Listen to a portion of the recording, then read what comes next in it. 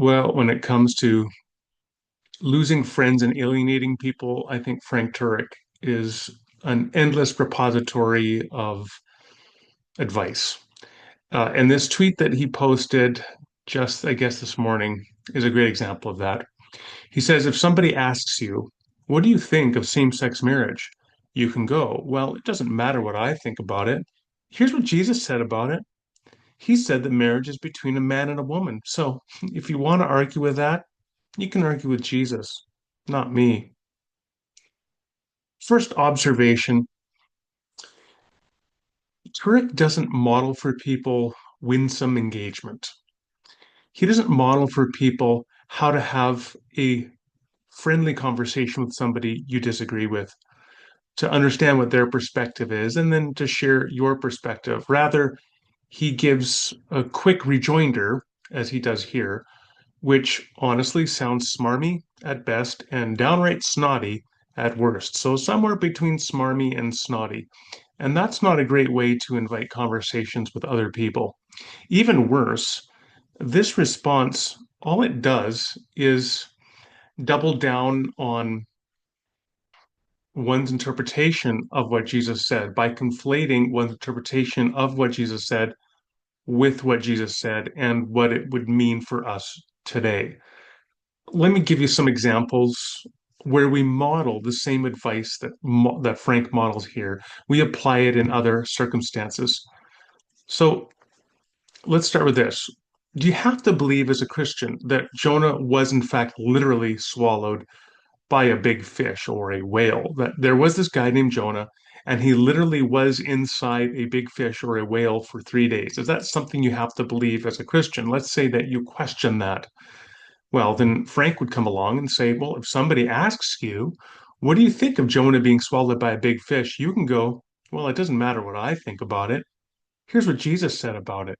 He said that as Jonah was 3 days and 3 nights in the belly of a huge fish, so the Son of Man will be 3 days and 3 nights in the heart of the earth. So if you want to argue with that, you can argue with Jesus, not me.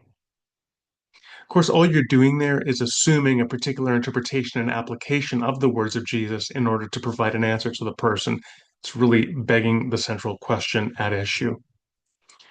Let's say that you meet somebody and they're really keen about deporting immigrant workers. They want to get rid of 20 million migrants because they're a big MAGA Trump supporter. By the way, red hat in Canada, something very different than it is south of the border. So you begin to say, well, would Jesus really agree with getting rid of all these people? And they say this, if somebody asks you, what do you think of deporting migrant workers? You can go, well, it doesn't matter what I think about it.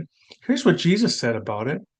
He said that it's not right to take the children's bread and toss it to the dogs. So if you want to argue with that, you can argue with Jesus, not me. And once again, do you see how all I'm doing here is using the framework that Frank gave us? I'm just quoting from Jesus and assuming a particular interpretation and application of that in order to quell or to silence the retorts or the critiques or the position of the other person. It's a completely unhelpful way to address the topic. Let's say that you meet this guy who's really keen about carrying around his katana samurai sword, and he wants to bring it as a Christian to the mall. So, usually, growing up in fundagelical culture, bringing your sword to the mall meant bringing your Bible. But for this guy, he wants to bring his actual sword. And you say, I don't know that that's really a good thing, that that's consistent with your Christian discipleship. And then because he's followed Frank Turek's Twitter account, he can reply like this. Well, if somebody asks you, what do you think of Christians carrying around samurai swords? You can go, well, it doesn't matter what I think about it. Here's what Jesus said about it.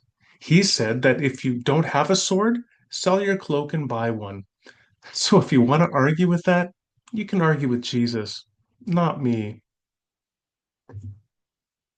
Now you meet somebody and they well, they're like really keen on imprisoning migrants, putting them in work camps and internment camps like this notorious alligator Alcatraz in the Everglades, where Donald Trump is putting people in cages. in unconditioned areas, subjecting them to the elements. And you say, well, that's torture. And they say, well, who said torture is wrong? And you say, well, of course torture is wrong, but they've read Frank Turek's Twitter account. So they say, well, if somebody asks you, what do you think of torture? You can go, well, it doesn't matter what I think about it. Here's what Jesus said about it. He said that in anger, his master handed him over to the jailers to be tortured until he should pay back all he owed. So if you want to argue with that, you can argue with Jesus, not me. To conclude, I hope that you can appreciate the point I'm making here. First of all, Frank's response to an important and controverted and complex issue like gay marriage and how to understand it in light of Christian theology and hermeneutics is not simply a matter of a smarmy proof text that shuts down conversation. And second, were you to apply Frank's model to all of these other areas, it gets absurd pretty quickly because you can see time and again what a person is simply doing is assuming that their interpretation and application of the words of Jesus is the end of the story. But the fact is, it just isn't.